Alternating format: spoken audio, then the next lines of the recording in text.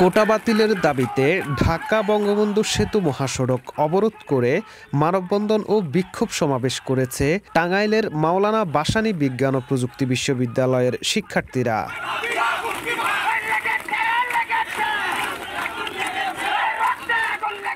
সরকারি চাকরিতে কোটা পদ্ধতি বাতিল ও ২০১৮ সালের পরিপত্র পুনর্বহালের দাবিতে বিশ্ববিদ্যালয় থেকে বিপুল সংখ্যক শিক্ষার্থী এই সমাবেশে অংশগ্রহণ করে।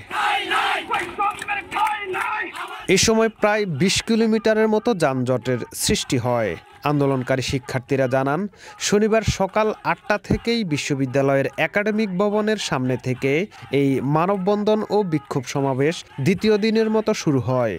পরবর্তীতে তারা বিশ্ববিদ্যালয় থেকে ১০ কিলোমিটার দূরে ঢাকা-টাঙ্গাইল বঙ্গবন্ধু মহাসড়ক অবরোধের সিদ্ধান্ত নেয়। এর পরিপ্রেক্ষিতে টাঙ্গাইল শহর থেকে পায়ে হেঁটে এসে তারা মহাসড়কে অবস্থান নেয়।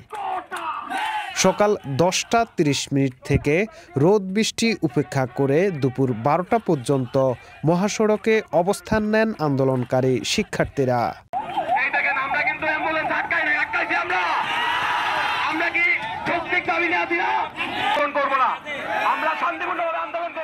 সরেজমিনে টাঙ্গাইলের নগর জলপই বাইপাস সড়ক এলাকায় গিয়ে দেখা যায়, মাওলানা ভাসানী বিজ্ঞান ও প্রযুক্তি বিশ্ববিদ্যালয়ের শিক্ষার্থীরা ঢাকা-টাঙ্গাইল বঙ্গবন্ধু মহাসড়ক অবরোধ করে কোটা বাতিলের আন্দোলন শুরু করে। আন্দোলনকারী শিক্ষার্থীরা বিভিন্ন ধরনের স্লোগান দিতে থাকেন। এ সময় মহাসড়কে প্রায় ২০ কিলোমিটার যানজটের সৃষ্টি হয়। অ্যাম্বুলেন্স সহ সকল জরুরি যানবাহনের জন্য আলাদা লেন তৈরি করে দেন আন্দোলনরত শিক্ষার্থীরা। এই বৈষম্য দূর না হওয়া পর্যন্ত আন্দোলন চালিয়ে যাওয়ার কথা জানান শিক্ষার্থীরা।